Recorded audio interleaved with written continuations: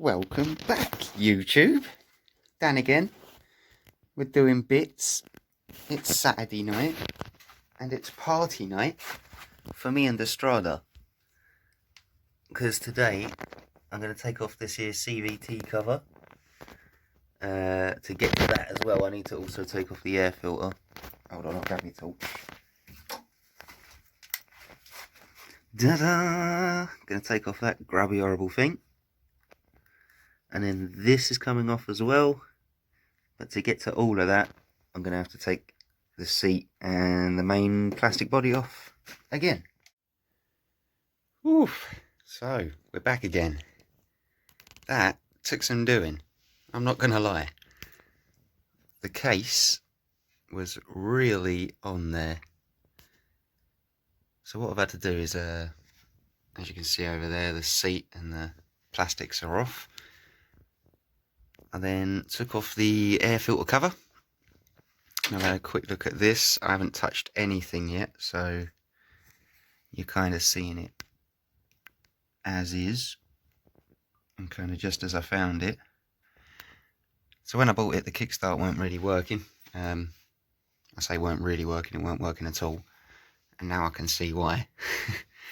Because it actually come out of the whole thing when I took the crankcase off. See if that actually... Yep. There it is. Let's get a light on that. So my guess right there is that spring. Oh. The end of that spring there, I'm quite sure, should either be on the other side of this sprocket.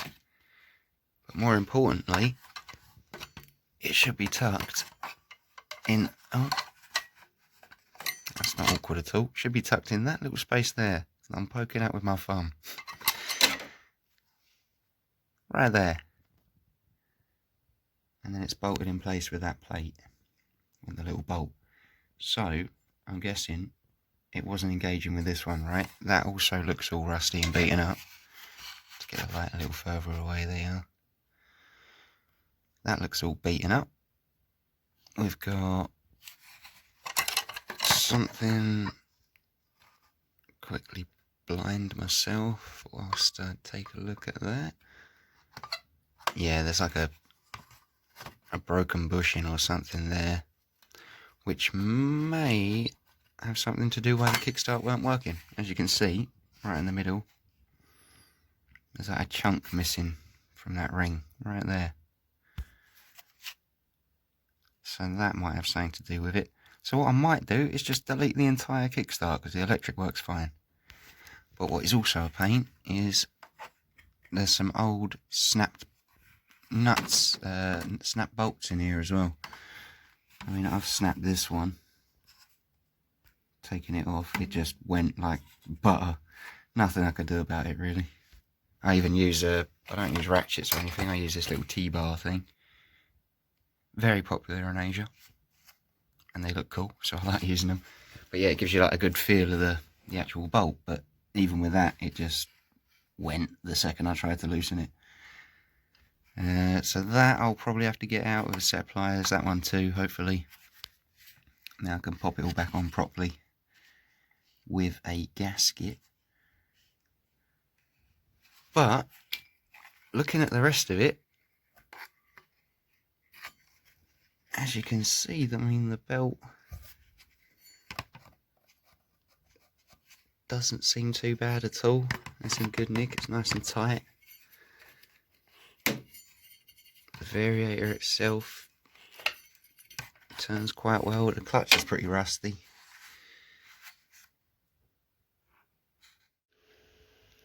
Alright, so I've been at it for a little while now. It's actually a few days after that previous clip. Got caught up with work and stuff. But I'm going to take you kind of from the bottom and then I'll go up. We'll do the bad news first. So first of all, we've got these bolts down here. I had a little go at them with the vice grips, but they're not wanting to come off just yet. So I've just got them soaking at the minute in a bit of WD-40, a bit of release spray as well, and if you see in there, there's actually a third one which I completely disregarded when I took it off, because yeah, there was no head there, so I was thinking, you know, hopefully there's nothing in there at all, but no. So I'm soaking that one too. I'm also soaking these two big boys. I'm just going to let them sit for a few days, spray them every day, and hopefully they're going to ease off as well, because I had a go at getting this off and that off with my little clutch holder tool, but they're not wanting it. They're not wanting it at all. So I'm going to give it a little while and just see if they yeah, loosen off. Meanwhile, I've given this a superb paint job. Look at that. Isn't that beautiful?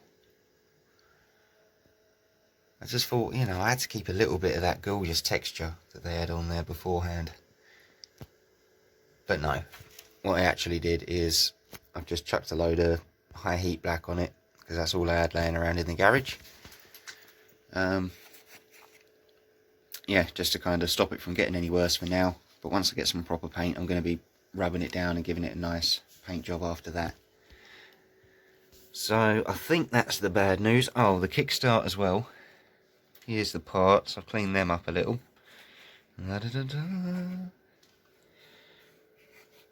So they look a bit better now. That one I'm still kind of just spraying this spring a bit.